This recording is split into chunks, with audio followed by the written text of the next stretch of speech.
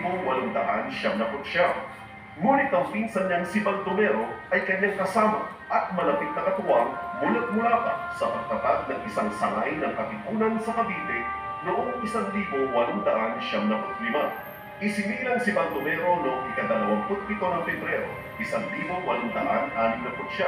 kina Don Cipriano Aguinaldo at Doña Silveria Balon. Si Don Cipriano ay kapatid ng ama ni Emilio Aguinaldo na si Carlos Aguinaldo. Kilala sa kanyang palayaw na berong, si Baldomero ay nag-aral ng primarya sa Binakayan at lumipat sa isang pribadong paaralan ni Jose Basa sa San Roque, Cavite para sa kanyang sekundaryang edukasyon.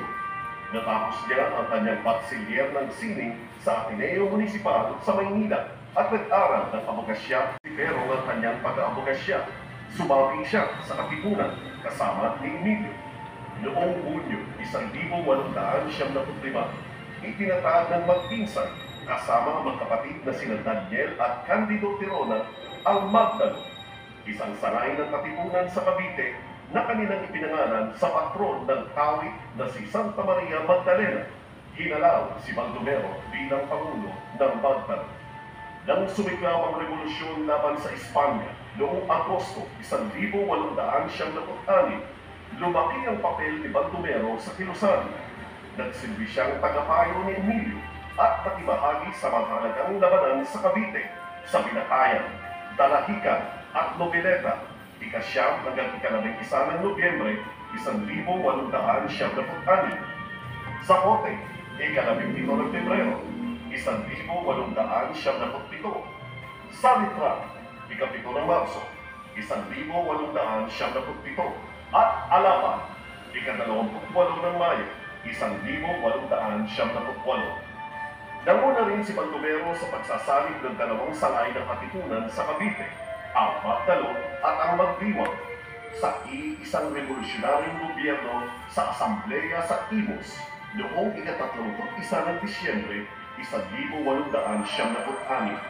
Itinalaga siyang direktor ng pananalapi at auditor de guerra. Ang kalahatang mananangol na bugpo noong 1877.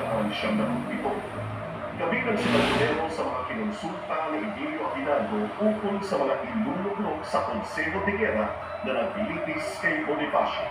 Sumama si Baldomero kay Emilio nung umalis ito patungong Hong Kong matapos ang kasunduan ng Biyak na Bato noong Disyembre 1877.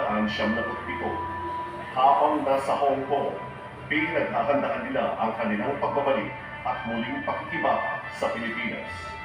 Noong makabalik si Baldomero sa bansa, itinalaga siyang kalihim ng digmaan at pagawaing bayan noong Hulyo 1878. Nanatili siya sa gayunding posisyon sa gabinete nang sumiklab ang digmaan laban sa Estados Unidos noong Pebrero 1879. Namuno si Baldomero sa Hukbong Pilipino sa Timog Luzon. Noong Mayo 1879, itinalaga siya bilang kataas-taasang pinuno ng Distrito Politiko-Militar sa Timog Pilipinas. Sinikap niyang himukin ang mga Muslim sa Mindanao na makiisa sa kampanya laban sa mga Amerikano, ngunit nauwi ito sa kabiguan.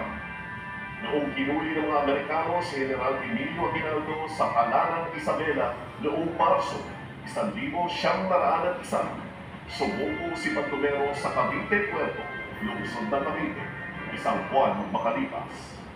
Mula revolusyonaryo ay naging magsasaka si Baldomero upang sa wakas ay makamasa niya ang tahimik at masaganang buhay sa kanyang bayan.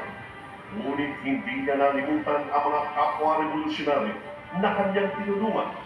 Dahil dito'y nakakanan siya unang pangulo ng Asosasyon ng mga Veterano ng Revolusyon noong 1912. 3 taong pamalipas, noong ika-4 ng Pebrero 1915, ay pumanaw si Baldomero Aguinaldo sa edad na 46. Naiwan niya ang kanyang asawang si Petrona Reyes at ang kanilang dalawang anak na sina Leonor at Aureliano. Lumaban si Baldomero Aguinaldo upang lumaya ang inang bayan. Tiyak at matatag ang kanyang lugar sa kasaysayan ng pagbubuo ng bayang Pilipino.